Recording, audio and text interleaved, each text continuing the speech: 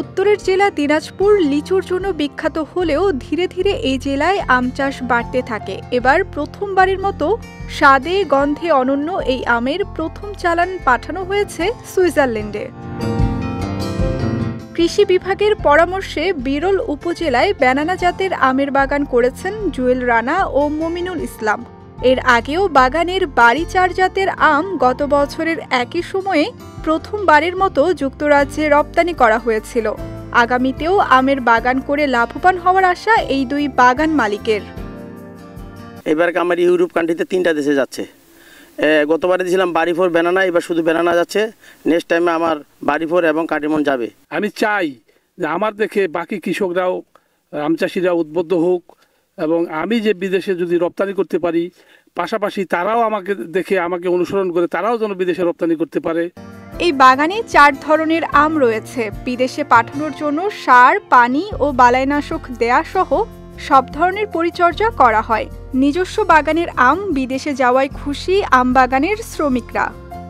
প্রতিদিন রেগুলার আমরা লোক কিন্তু 6টা হইতে 7টা আমরা সকাল থেকে আমরা সন্ধ্যা পর্যন্ত কাজ করতেই থাকি এখনো কিন্তু। তো ইতিমধ্যে দেখলাম যে আজকে বাগানের লোড হচ্ছে ব্যানানা ম্যাঙ্গো। এটা নাকি কাতার, সুইডেন, সুইজারল্যান্ড এগুলো দেশে যাবে। তো এগুলো দেশে গেলে তো আমরা অবশ্যই উন্নত কৃষক হব, উন্নত দেশে পরিণত হতে পারবো আগামীতে ইনশাআল্লাহ। আগে এসব জমিতে মানুষ অন্যান্য কৃষি ফসল আবাদ করে খুব একটা লাভবান হতো না।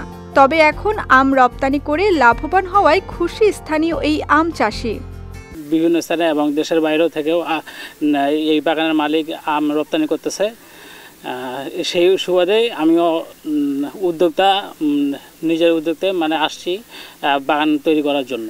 চিন্তা ভাবনা করছি যে সামনের বার আমিও প্যাকেট করব। প্যাকেট কিভাবে করে, কিভাবে কি হয়, কিভাবে আমগুলো এইরকম সুন্দর রাখা যায়, এই ক্ষেত্রে আমিও আসতেছি, কয়েকদিন থেকে দেখতেছি।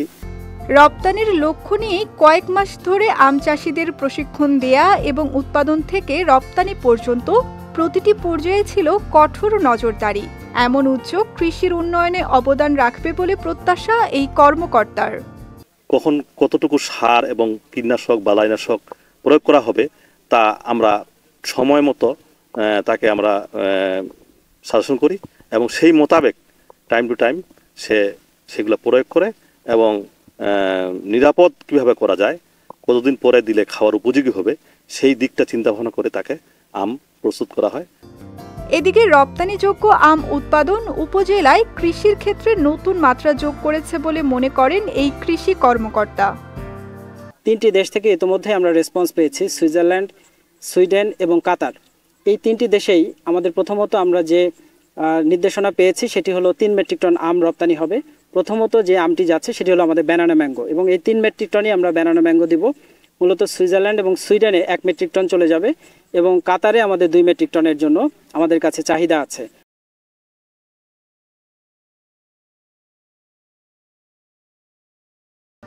আগামীতে রপ্তানিযোগ্য এই আম চাষে কৃষক যেমন লাভবান হবে, তেমনি উপজেলার অর্থনীতিও আরও সচল হবে বলে মনে করছেন সংশ্লিষ্টরা। বিজয় টিভি নিউজ ডেস্ক।